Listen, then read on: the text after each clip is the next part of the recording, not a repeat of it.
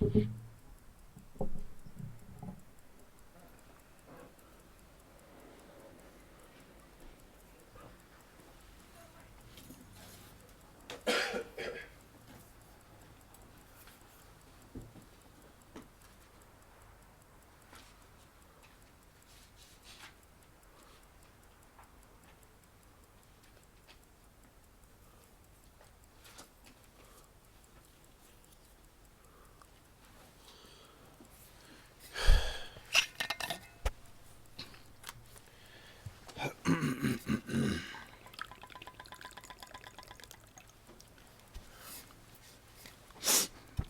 need this, Jamil? تحتاج؟ أكيد؟ طيب تفضل.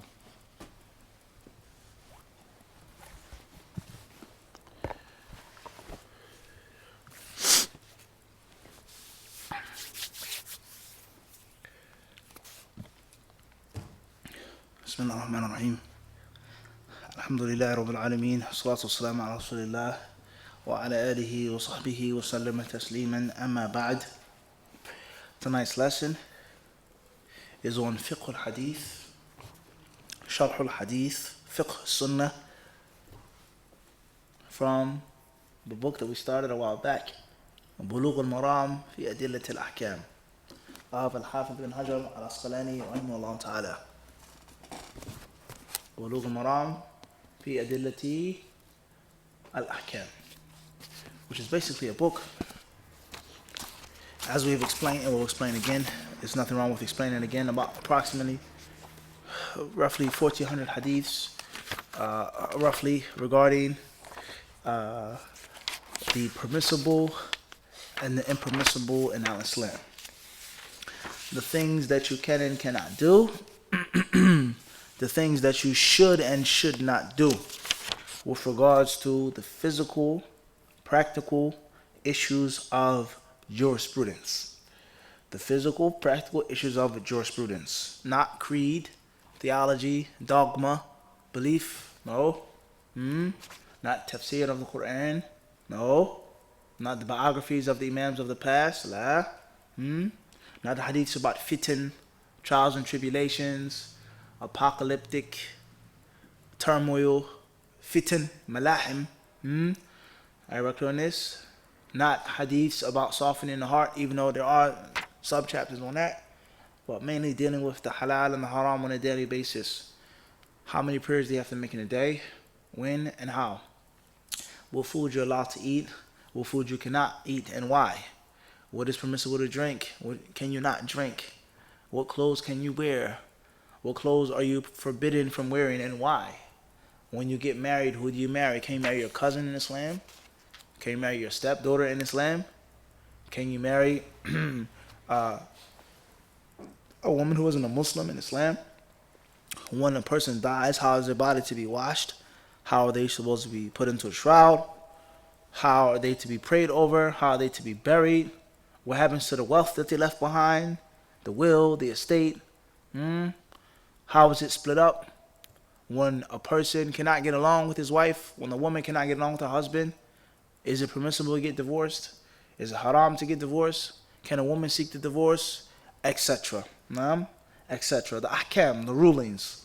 Whereas Islam is creed, Islam is actual law, jurisprudence, and Islam is etiquettes, morals, and Islam is also politics. Siyasa of Islam. There is a leader in Islam, and there are those who are led. There is a ruler in Islam, or rulers, and there are those who are ruled. There are those who give commands and those who are to obey, etc. So therefore, this collection of hadith is dealing with narrations of the Prophet ﷺ regarding what do you do, what don't you do on a daily basis from every single aspect of life.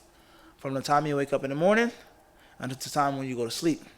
When you're traveling, when you're at home, whatever you're doing, wherever you're going, or whatever your status or caste in life is, what is the proper way as a Muslim based off of what Muhammad ﷺ said.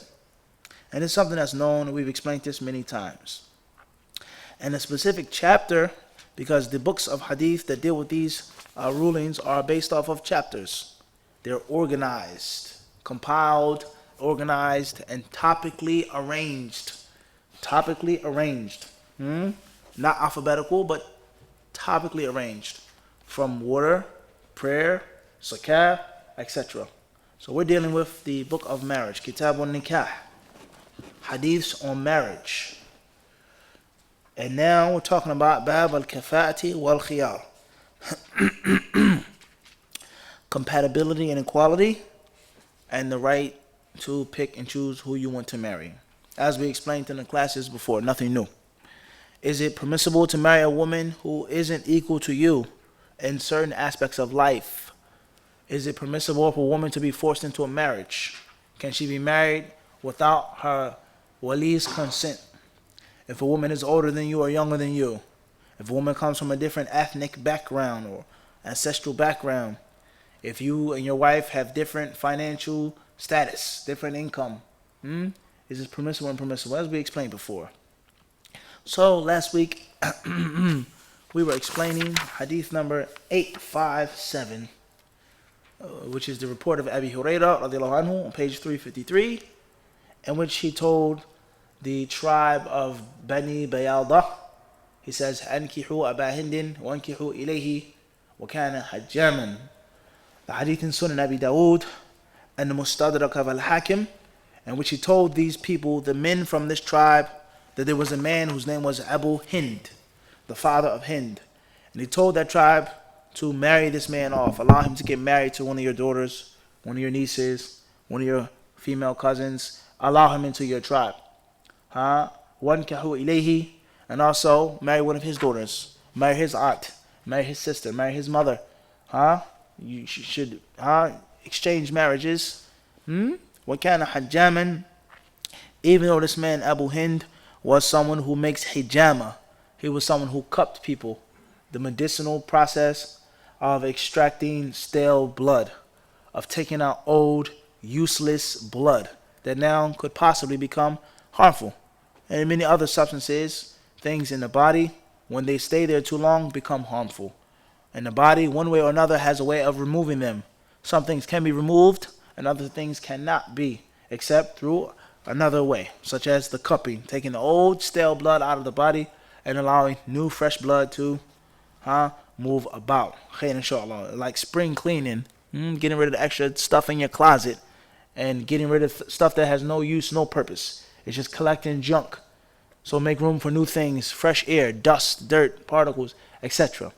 Khairan, inshallah. So we said this hadith proved about the concept of compatibility, the concept of different tribes, and the concept of one's job, what you do as an occupation, even if it's considered to be lowly, or if it's considered to be base, if it's considered to be a mean profession, it is not a condition for a valid marriage in Islam.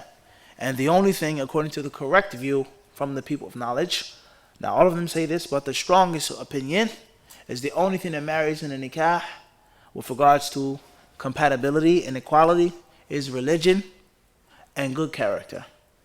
Good deen and good akhlaq. Everybody understand this? No matter what they look like, no matter where they come from, no matter whose ancestors were what, but if they are both Muslim and they both have good character. And we explained all of that last week and the week before that.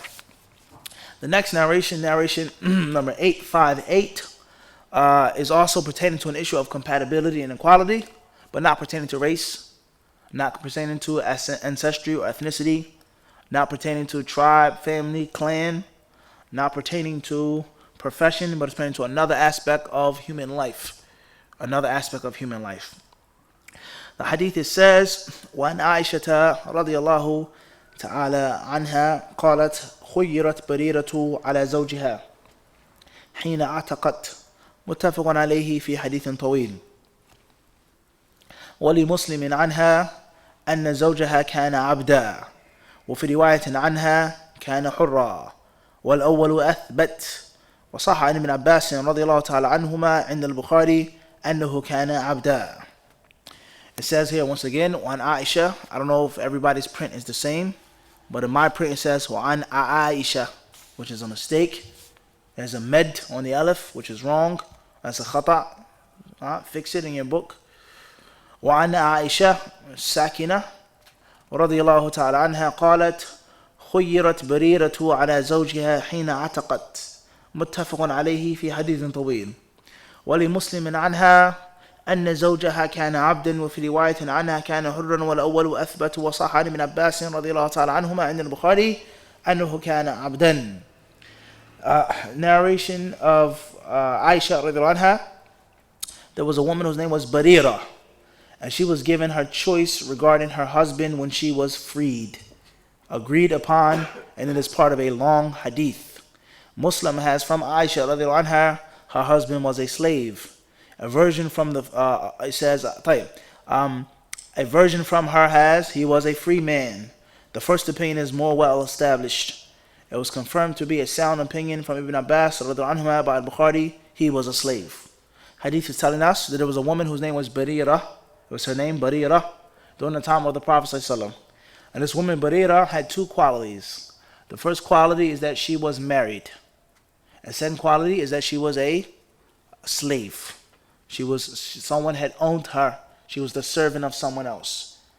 And when she was emancipated, whoever emancipated, wherever they emancipated her, al-muhim, when she was emancipated, she was given the option, khuyyirat. Do you want to keep your husband, or do you have the choice to leave your husband and marry whomever you wish to marry? One version of the hadith says is that he was a what? Abd. He himself was a slave as well. And another version of the hadith says that her husband was actually a free man. The discrepancies on exactly what her husband was. So now we'll read the hadith together, bi'idhnillahi ta'ala, before we dissect it and get down to the fiqh of the hadith. So everyone, inshallah ta'ala, is going to repeat after me, loud, clear, giving it your all, bi'idhnillahi subhanahu wa ta'ala. وعن عائشة وعن عائشة وعن عائشة رضي الله تعالى عنها قالت وعن عائشة رضي الله تعالى عنها وعن عائشة وعن أبي هريرة وعن ابن عباس وعن عبد الله بن عمر. It's easy. We explained this in Germany, right? In detail, sahih? How easy this is. You have two pieces, like Lego. You have this piece and you have that piece. You can make any color as long as they what? They fit. Wa'an, give me a companion's name. Sheikh. I was safe. Any companion.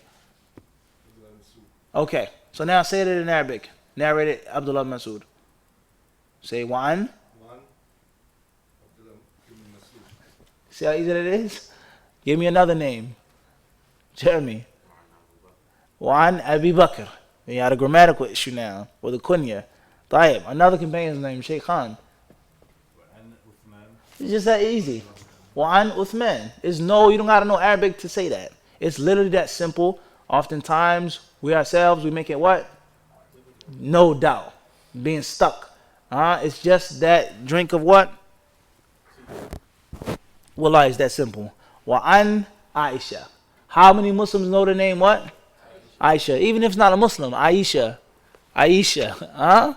You say it, Wa'an Aisha. So can you memorize the word Wa'an? Wa'an. Wa'an. And then you put in any companion's name. Everybody clear on this? Wa'an Abi Sa'id al-Khudri. Wa'an. هكذا. It's sahal, super sahal.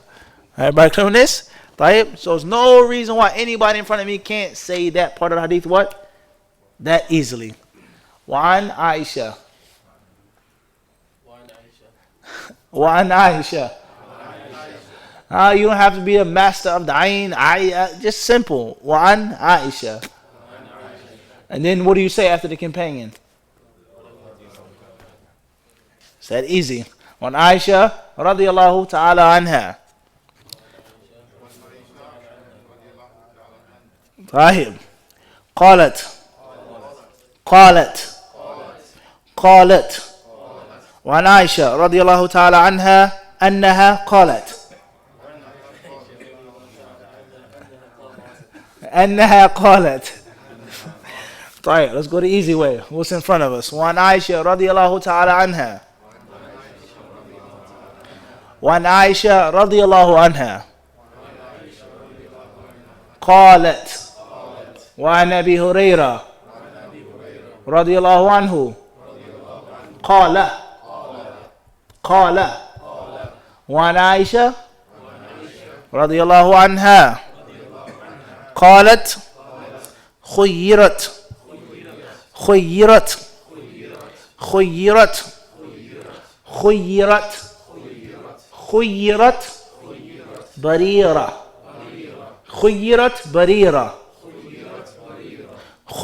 بريرة. خيرت بريرة على. خيرت بريرة على زوجها. وعن عائشة رضي الله عنها قالت خيرت بريرة على زوجها حين عتقت. متفق عليه في حديث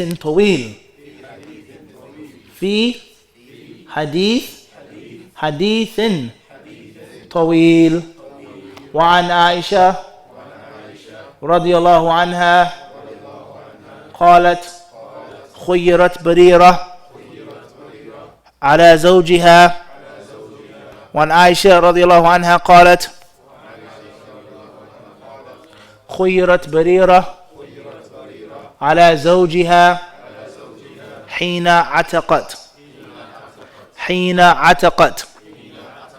متفق عليه. وعن عائشة رضي الله عنها قالت خيرت بريرة على زوجها حين عتقت.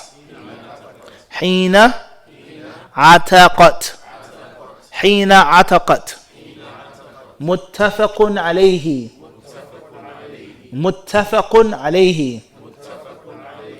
طيب, who memorized that? That's easy and simple. Doesn't get easier than that. تفضل أبو بكر. عائشة رضي الله تعالى عنها قالت خيرت بريرة على زوجها حين عتقت. متفق عليه في حديث طويل. بارك الله فيك. أحسنت. تفضل جميل.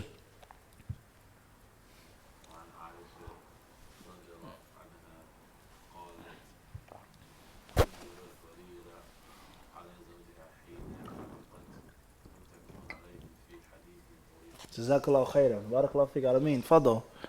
وعن عائشة رضي الله عنها قالت خيرت بريرة على زوجها حين عتقت. متفق عليه في حديث طويل. طيب, بارك الله فيك. جزاك الله خيرا. Who else? مختار.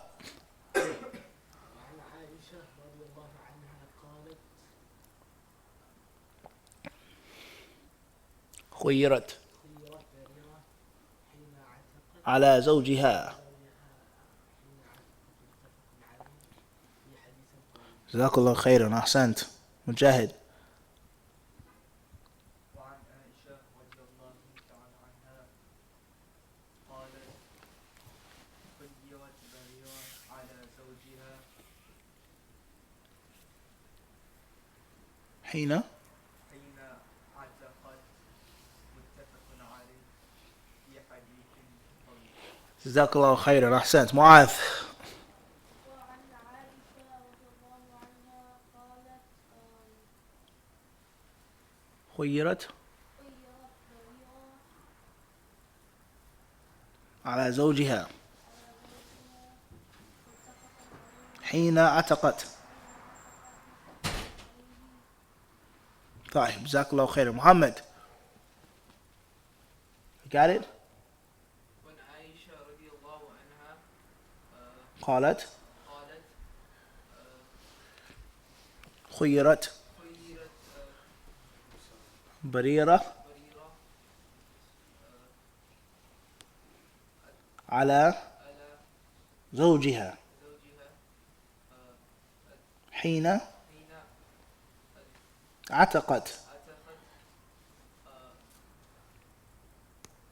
متفق متفق عليه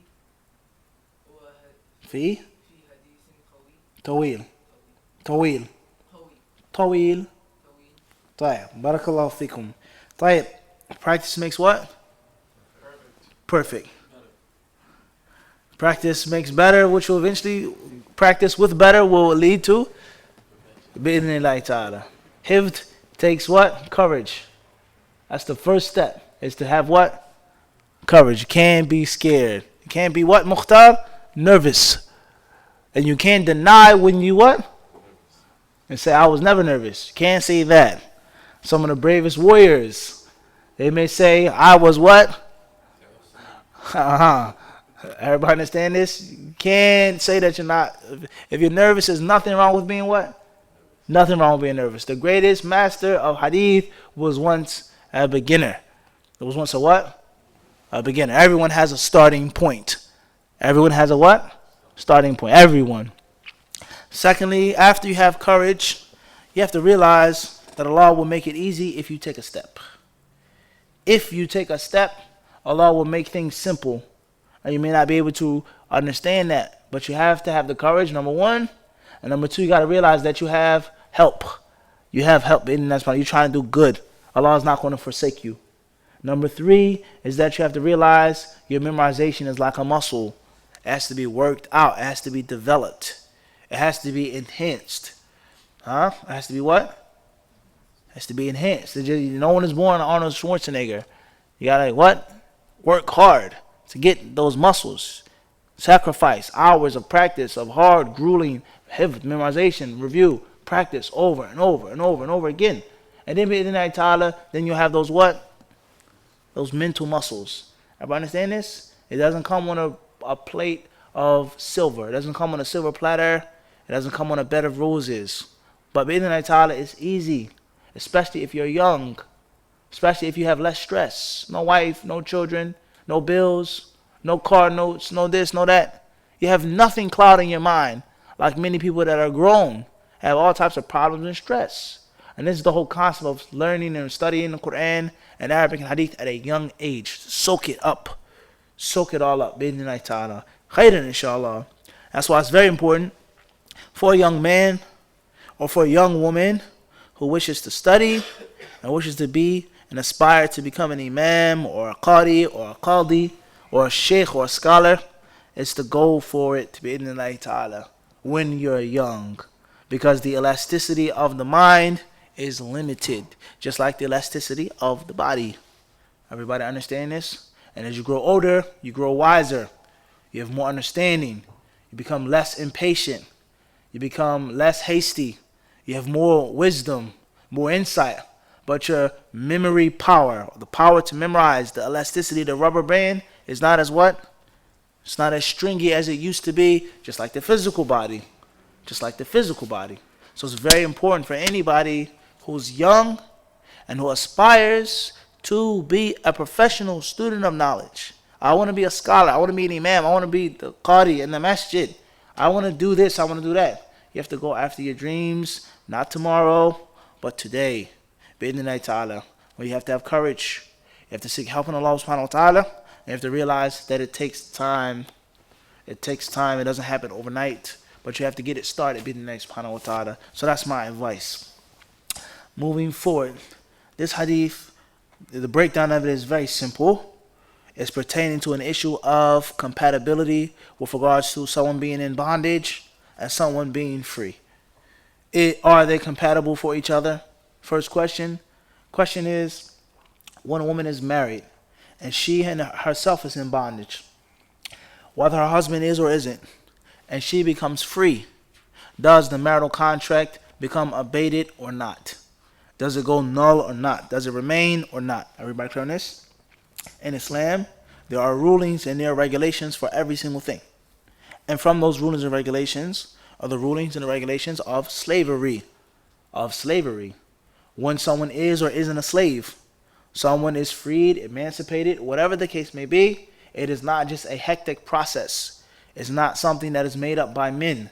It's not something that's made up by the township or the state or the country, but is a divine set of laws. A divine set of laws that are to be obeyed and they are to be followed. Everybody understand this? Whether you like them or not. Whether they agree with your mindset, your taste, your culture or not. But the ruling of Allah subhanahu wa ta'ala is His ruling. Allah Azza wa Jalla, He says, Allah lahul khalqu wal amr. Does Allah not have the creation and the amr, the command? This belongs to Allah subhanahu wa ta'ala. What He commands is His exclusive right, subhanahu wa ta'ala. It is not for me or anybody to change and alter the rules of Allah, Rabbul Alameen. Those who like it. Those who dislike it, dislike it. If it makes sense, if it can be explained, if there's a wisdom, the benefits, the fruits, necessity, those are all good. That's fine, and that's on the side. It's peachy. What happened?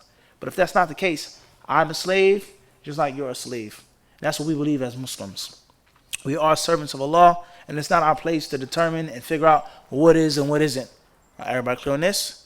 Khairan inshallah subhanahu wa ta'ala. So therefore, that's what this hadith is teaching us. It's dealing and discussing the issue of this woman whose name is Barira. So, the hadith it says, fi hadithan tawil.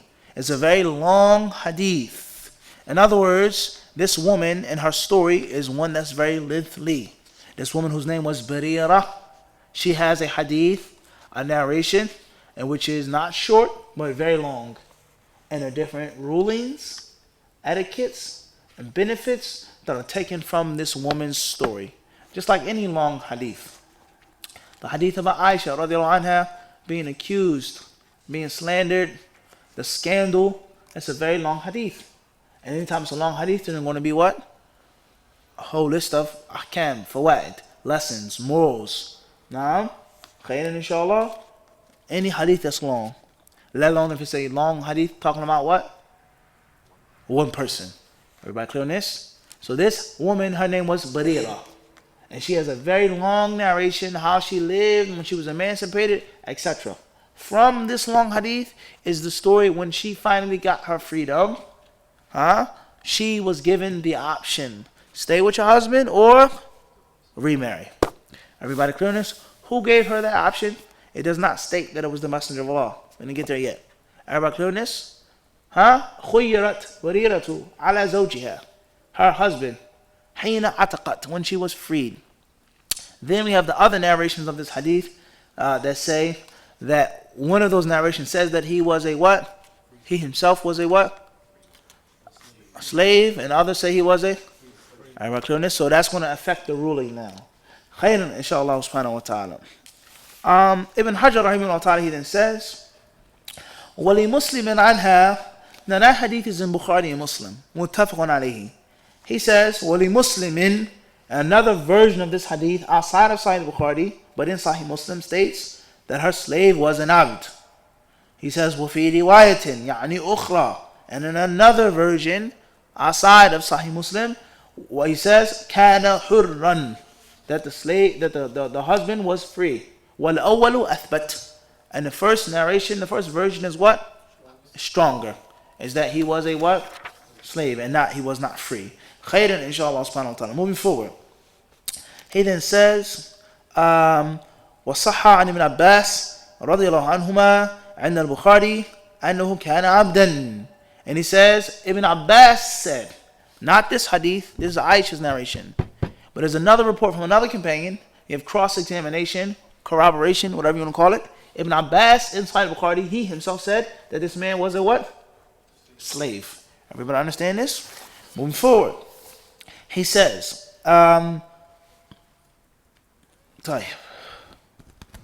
he says here, dealing with the discrepancies on what's authentic and what isn't.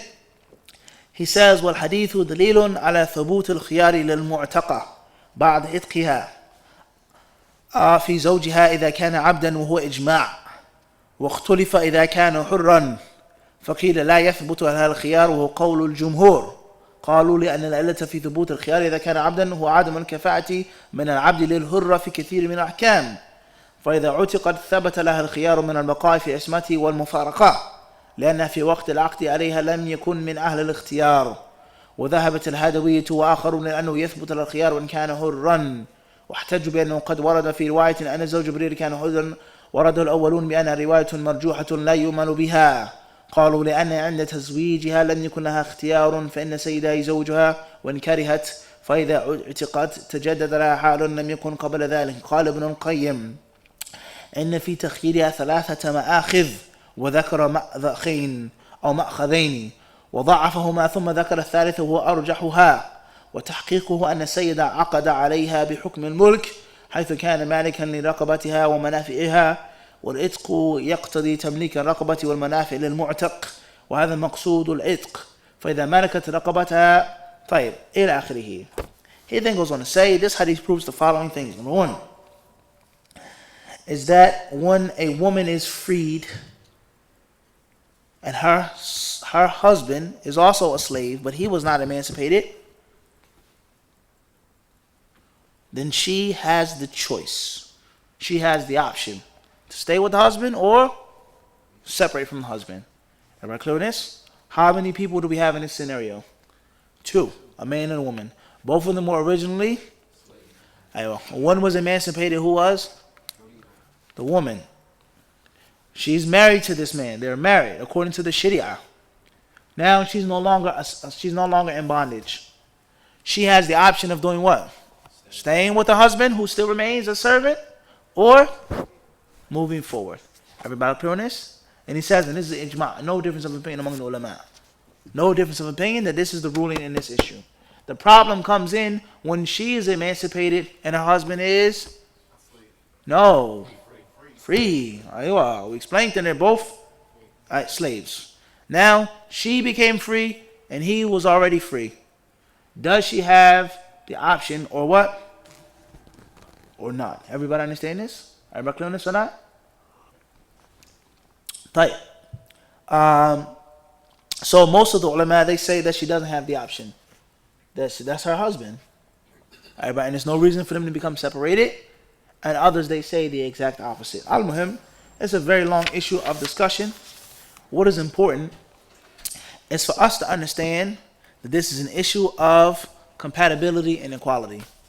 Everybody clear on this? When it comes to what you do for a living, is that correct? When it comes to alaykum salam, race and ancestry, can somebody from one part of the world get married to a woman from another part of the world? And also, from people's status and class is freedom and slavery. Is what? Freedom and slavery. Not them initially getting married, but when there's already a what? A marriage. Everybody clear on this or not? And just because the United States or Great Britain has abolished slavery, that does not mean that it's left to people's minds. It doesn't mean that it's what? No doubt. And there are many people who still consider things to be like this. And they just interchange the words. We have a noble and we have a peasant. In other words, if it was in the time of slaveries, you would be serving me. Because I am a noble of race, of ancestry, of wealth, of power, of influence, and you the opposite. So many times in the masjids today, we have this exact what, Sufyan? No, without a doubt. One brother comes from Bangladesh. He wants to marry, let's say hypothetically, a sister from India. He say, no, he's Bangladeshi, he's Bengali. Cannot marry a Pakistani sister because people in Bangladesh are beneath us. We're nobler than they are. And they are ignoble.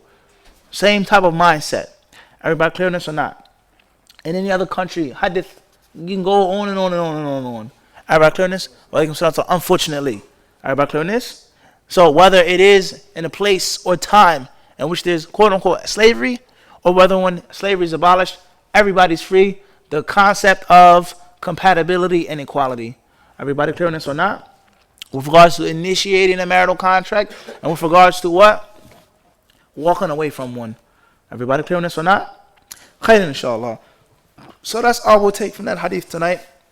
Let's move forward to the next hadith. The author, rahimahullah ta'ala, he then says, وعن الضحاك بن فيروز الديلمي عن أبيه.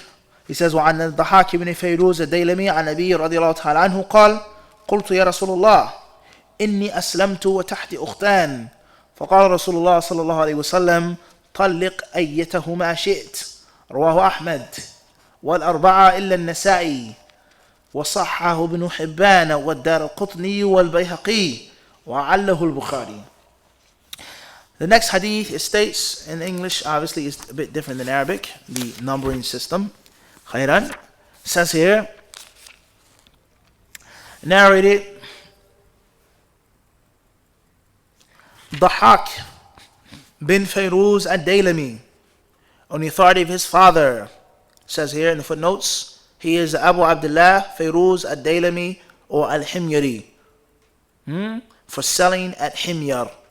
Was a Persian from Sana'a, and among those who visited the Prophet ﷺ, he fought Al-Ansi, the impostor, who claimed prophethood in Yemen, whom he managed to kill towards the last days of his life, or the last days of the life of Allah's Messenger ﷺ, who received the news during the illness in which he died. Fayruz died during the caliphate of Uthman. So it's the son narrating from the father. Dhahak is the son. He's the son of Fayruz.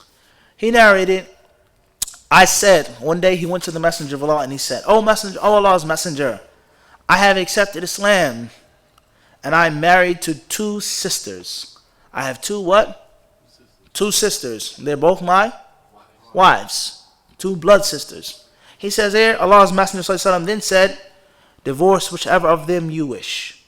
Divorce whichever of them you what? You wish. You can't keep both of them. You cannot what?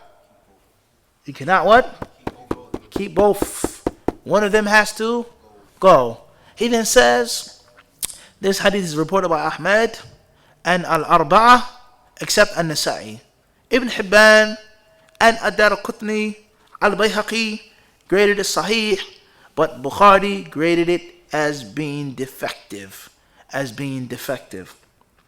This hadith, once again, it shows us is that a man accepted Islam. He was a mushrik.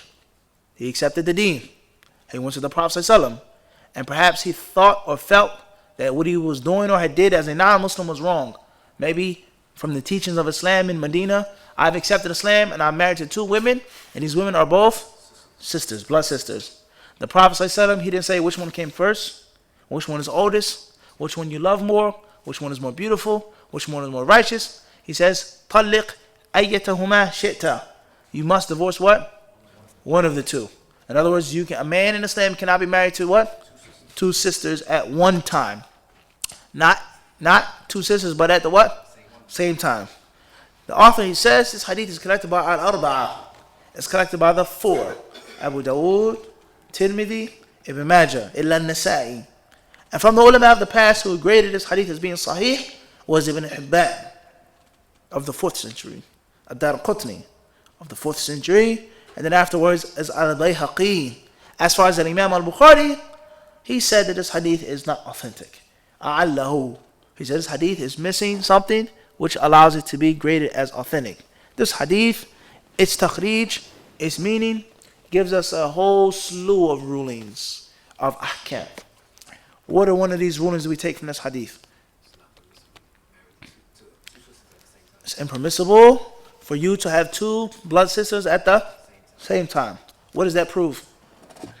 That's one ruling now. Now the next ruling that spawns from that ruling. We spliced Adam now. What happens after that? Something else we get from that same ruling. Sufyan. That a brother-in-law is not a mahram for a woman. A woman's brother-in-law is not a what? Mahram. If you're married to a sister, you are not allowed to be alone with your sister-in-law. You're not allowed to see the hair of your sister-in-law. You're not allowed to see her covered parts because you are not a mahram. You aren't a mahram. Shaking her hand, doing this, those things are impermissible because you're not a mahram. And what's the proof that you're not a mahram? As long as aywa. So hypothetically speaking, Allah alam, if someone wanted to do this, al-muhim, the ruling is a ruling. Is married to a sister for 2 years. Then they break up. They get divorced. She's not happy with him. He's not happy with her. And then 6 months later, he marries the other sister. That's permissible in the deen. That is not what? Haram. So this proves is that this man was never a what? Mahram. The mahram is someone who is haram. Lil abad. All of the time. You can never ever marry this woman in order for this man to be the mahram. And this is something that many people fall short in. And many people are laxed and lackadaisical regarding. Especially in the lands of the Muslims in the Far East and the Middle East. A brother or someone marries a sister and he's considered to be a mahram. He goes to the wedding party. He meets the aunties. That's a different story. Even then that's an issue because you cannot marry a woman and an aunt at the same time. So you're still not a mahram. Sisters, everybody dressed up nice, shakes their hand. He walks, he sits, he looks at them. That is unlawful because this man is not a what? Mahram. Let alone the fact that the marriage wasn't even consummated yet. And the ruling of the mother, a man marrying a girl, marrying a mother without consummation is a bit different than the rest of the women. Everybody clear on this? So there's several problems with that. There's several what? Problems with that. Everybody understand this? A third major ruling that we get from this hadith, we're not getting into the authenticity yet, especially in 2017 is what? Especially in the Western countries, nominal, secular societies that we live, is what? Very important. People that accept Islam, What about them? and they may have had a different life before they accepted Islam, so incest. That's later on. Permissibility of polygamy? That's later on. Permissibility of marrying a non-Muslim? That's later on. The ability to permissibility to correct something? That Islam considers previous marriages. Islam considers and validates what? Previous marriages, as long as it doesn't go against our Sharia. As long as it doesn't go against our what? Sharia. So therefore, a brother comes to the masjid, Siddiq. He comes to the masjid, right? With his girlfriend or his wife. And they both accept Islam. They took their shahada, they gave them some books, translation of the Quran. They can leave the masjid. Whoa, akhi, you can't hold her hand. She's not your wife. You have to get married in Islam. You have to be a mahar, has to bring lamb. Only lamb for the walima. Tayyib, you have to get remarried. Brother, I'm going to be the wakil of the sister. And I will explain to her and talk to her. Maybe she may not want to be back with you. She may want to. This is reality. This is what, Shaykhan? Wallahi, this is reality. She perhaps may want to marry someone more knowledgeable than you, akhi. You just accepted Islam yesterday. You don't know as much as I do. Tayyib. They were married before Islam. They were both Christian or Jew or Hindu, whatever the case may be. They do not have to get remarried when they become Muslim with one condition, and that is what? In other words, as long as he is not a mahram for that woman. He cannot marry someone that he's not supposed to marry. Or he has 2 wives. One is a daughter, and the other one is the aunt. Haram. You cannot have a woman and her aunt in your isma at once. Impermissible. And any other ruling of what? A mahram. Everybody clear on this? So therefore in Islam, if you have a local marriage, municipal marriage, whatever the case may be, as long as it does not go against the Sharia, such as suckling. The woman is not his sister from suckling. She's not his what? Mother from suckling. Everybody understand this? There's no haram connection. Then the Islam does what? It accepts it. And they do not have to get remarried. It's a very important fact, especially living in urban cities and the suburbs as well. And we've seen it several times. Some people, they walk to the masjid, the man and the woman, they get accept Islam what? At the same time. And in most cases, these people are normally blessed. And they normally live happily as Muslims. This is my girl from Jahiliyyah. My wifey from Jahiliyyah. Alhamdulillah, we both accept Islam. We learn, read Kitab, Tawheed, and we practice Islam together. There's no need for me to come, go back to zina, find a wife, this, that, so on and so forth. Everybody clear on this or not? And there are many people who accepted Islam, and or many people who are married outside of Islam in Jahiliyyah. Everybody understand this or not? The next fact that we take from this hadith is what?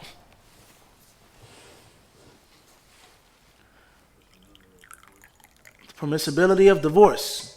Rather, no, even deeper than that, is the obligation of divorce. And sometimes divorce is what? Obligatory. And it's not an option. It's not disliked. It's what?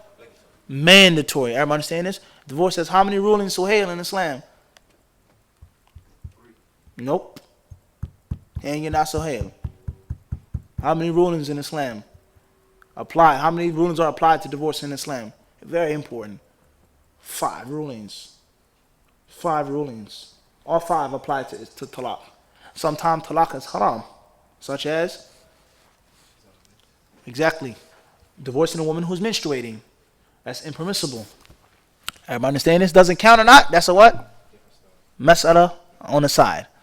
Number 2, when is divorce makruh? When is it disliked to make talaq? When you're angry. No. That's something specific. When is it generally disliked to divorce your wife? When there's no reason to. There's no what? There's no reason. It's going to split up the children. It's going to cause families, tribes to hate each other. There's going to be problems. There's going to be fighting among the Muslims. Rancor and malice among the Muslims. So we say in this instance, it's makruh. It's clearly disliked.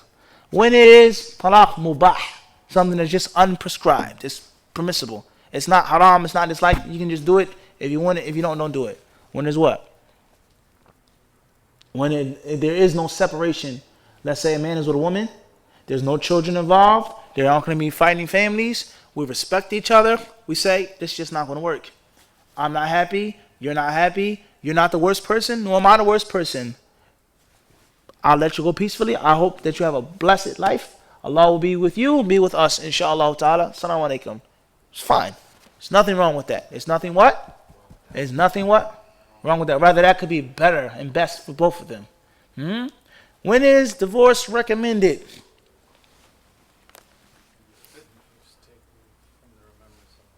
When she takes you from the remembrance of Allah. Or? Take her from Is there a marriage in which the other partner doesn't take you from Allah's remembrance? You know what I mean? Allahu Alam, huh? Tayyib. When is talaq mandatory in Islam? Clear. See how easy that was? When you're married to 2 women, which you're not allowed to have at the same time. Or another instance is what? If she apostates, or one party apostate, Apostate, divorce, or automatic separation. it's all the same to me. That's a huge difference. Talaq is an iddah. You got to pay for her, provide for her. You got to be there in the house. It's not the same as a fasq. And then annulment of the contract. Done, finished. 3 months you got, Yahi. Tayyib, when is talaq mandatory in Islam? La, that goes back to fasq. What else? When is it mandatory? You have to divorce. when the person can no longer obey Allah. Sufyan, When you catch her. when she's unchaste, you sure it's mandatory to divorce her? Or recommended? Perhaps. What about al-ilah? What is al-ilah? Anyone know what ilah is? Not ilah, al-ilahu. Not ilahu. It's in the Quran. Surah chapter 2. We're not sleeping together in the same room. Getting closer, but it's not 2 of them. Only one of them who removes himself. When you say she's like your mother's back. That's dhihar. That's called dhihar, dhahar, back. Different. Getting closer though. Ilah's a bit different. Tayyib? When you pronounce divorcing on the 3rd time, La. Nope. Anybody? It was in Surah Al-Baqarah. fuck it is long. Tayyib. He saved you with that one. Khairan, inshallah. Another fact that we take from this hadith, and not or going away from the fiqh of the hadith, is this goes to show you how the scholars of hadith themselves what? Differ. Thought it out. How many imams said that narration was authentic? And when that imam said it was? Everybody clear on this? The scholars of hadith are not like, they're no different than the rest of the what?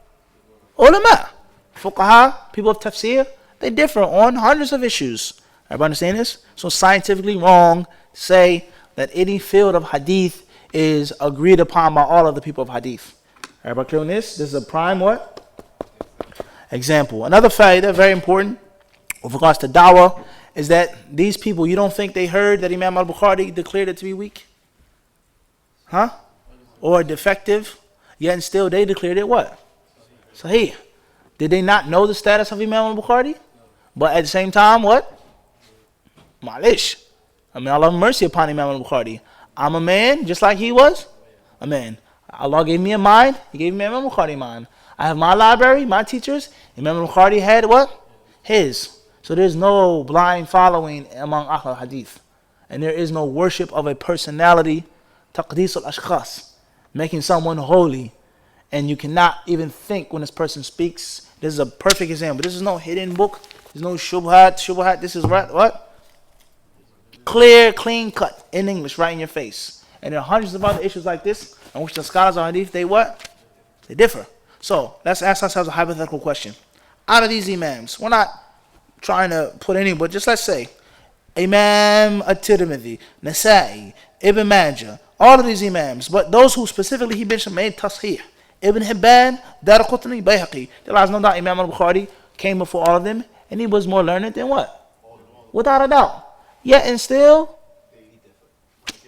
I understand this. So how can me as a da'iyah or scholar or sheikh in the 21st century say, if I make a ruling, you have to agree with it? And if you don't, you're against the way of the Salaf as-Salih. If these brothers at this website or this publication or this dawah center, if they declare someone something, you cannot go against them. Because they know and they understand, what is this? Where did this come from? How did this enter upon us? And we're the people who claim to be what? Ahl Hadith. Obviously, either we're not reading, we're truly ignorant, or those who do read and those who do know are truly wicked and evil. And they hide and hinder men from knowing basic, simple things for political gain, for power, for influence. I'll leave the answer what? To you guys figure it out. May Allah help us all to honestly be like those imams. Ameen. هذا وصلى الله وسلم وبارك على عبده ورسوله نبينا محمد.